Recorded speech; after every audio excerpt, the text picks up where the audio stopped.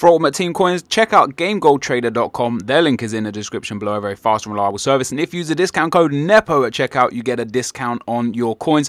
They also offer PSN, MSP, and other game gold as well.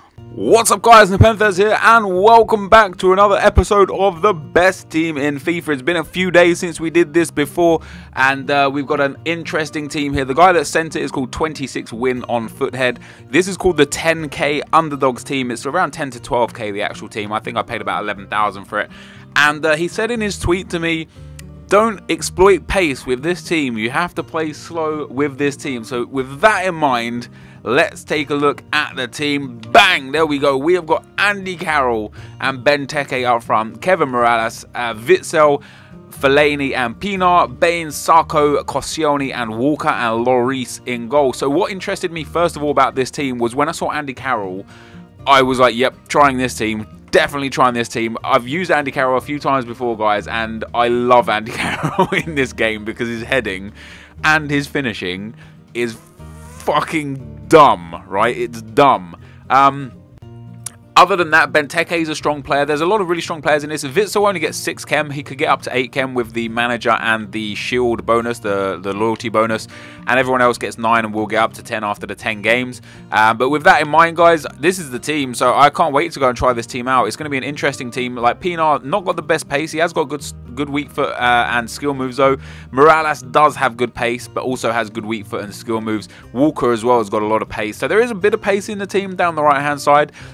It's usually for me teams like this that end up being exceptional. So I'm hoping for a lot out of this team, but you never know. But let's get into the gameplay, guys. Let's go. Okay, guys, as we go into the gameplay, as per usual, what you're going to see is the teams that I came up against, the goals that I scored.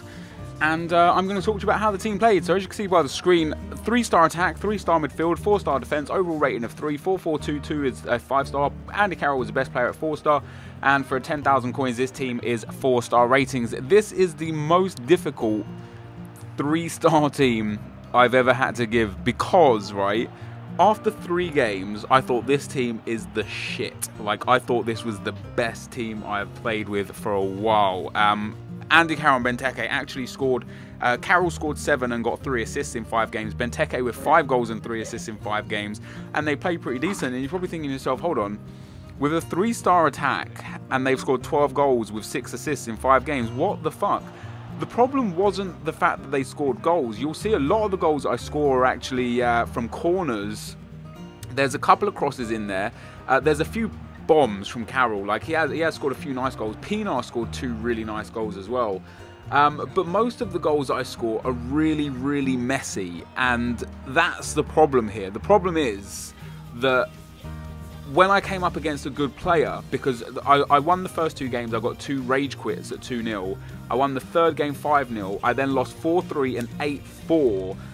And the problem was when I came up against a good player who knew how to defend well or knew how to bully players like Carroll and Benteke off the ball, they were just non-existent. They required too many chances to score goals, and that was the problem. Although they did score a lot of goals, for the amount of chances I had there been like a Van Persie or I don't know, a Crespo or a Zlatan or a Benzema, I would have ended up winning these games like 5-0, 5-0, 7-0, and the one that I lost 4-3, perhaps I would have won that 6-4 or 7-4, because they missed a lot of easy chances because of how bad the cards are. Not that they're necessarily bad, you know, Benteke's got a decent enough card, Carroll's got an okay card, but as we go into the midfield again, I've given it a 3-star because Witsel was a problem. Him being on 6 chemistry as a CDM, he got lost in the games and it caused issues defending.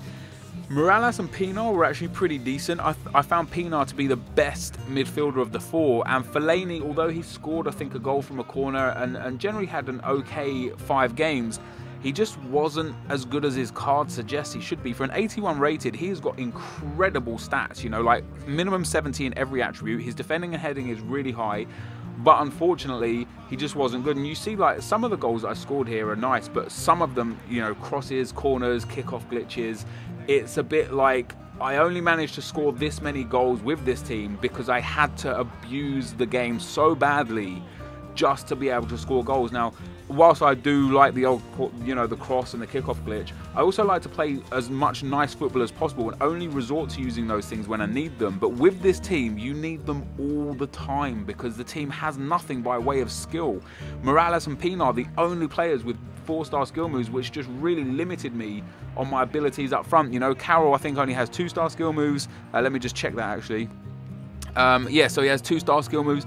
Benteke with only 3-star skill moves, and it just really hampers what you can do with the ball and forces you to play a dull style of football, and unfortunately that is what I had to play.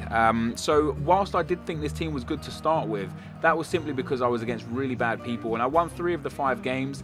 But with that in mind, I wasn't impressed with the team. I did score a lot of goals, but when I came up against someone who knew how to play FIFA decently, this team just fell apart, and I conceded goal after goal after goal.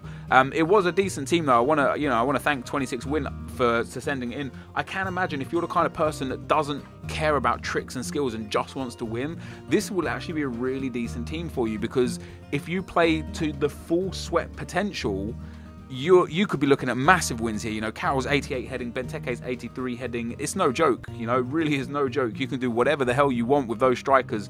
Not the team I would go for myself. I'd make a few changes instantly just to better it. But yeah, this is the end of the video. Thank you for watching. I wouldn't say this team is the best team in FIFA. 3-star, maybe a bit harsh. Maybe a 4-star is better. But this is the end of the video, guys. Thanks for watching, and I'll see you next time. I'm out. Peace. DFB Pokal and the World Cup Man of the Match. Wait, no, World Cup Man of the Match should not be there. The World Cup, he definitely did not win the World Cup Man of the Match because he wasn't in the World Cup.